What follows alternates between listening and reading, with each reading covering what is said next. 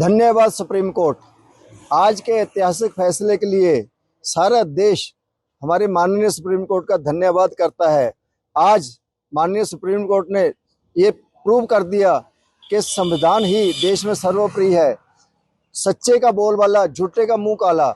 आज जो supreme court ने किया है वो दुनिया के इतिहास में एक बहुत बड़ा ऐतिहासिक कदम है।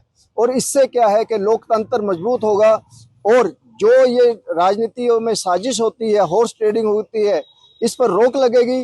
और आज मेरी ये मांग है कि भाजपा देश से माफी मांगे। जो इतने एक छोटे से चुनाव के लिए इतना नीचे गिर सकते हैं, वो पूरे देश का जब चुनाव होगा तो उसके लिए क्या कुछ नहीं कर सकते। इसलिए मेरी फिर ये मांग है कि भाजपा को अपनी नैतिक जिम्मेवारी समझते हुए इसके ऊपर देश से माफी मांगनी चाहिए और अनिल मसीह को सख्त से सख्त सजा होनी चाहिए। भारत माता की जय। देखो, सबसे पहली बात तो ये है कि जो डेमोक्रेसी का मर्डर हुआ था, आज उसको रिलीफ मिला, आज उसकी मरहम पट्टी करेगी है। अपने देश की जो आज़ादी है, जो कॉन्स्टिट्यूशन है, वो किस चीज़ के ऊपर खड़ा था? इलेक्शनों के ऊपर।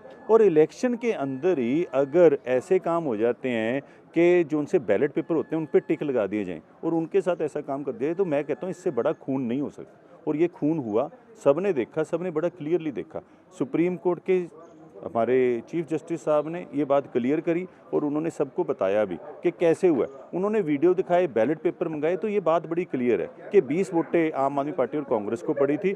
लेकिन उसके बावजूद भी जिसको 16 वोटें पड़ी, अनिल मसीह जो कि भारतीय जनता पार्टी ने लगाया हुआ प्रिसाइडिंग ऑफिसर था, उनके एक ऐसा बंदा था जो उनकी पार्टी से रखता है। अब तो हम ये भी कार्रवाई करेंगे, जो नॉमिनेटेड काउंसलर्स हैं, जो नॉमिनेटेड काउंसलर्स हैं, अगर वो किसी पार्टी से उनका रिश्ता निकला तो वो सबको ऊपर कार्रवाई भी करी जाएगी और जो उन्होंने अंदर हंगामा किया उसके ऊपर कार्रवाई करी।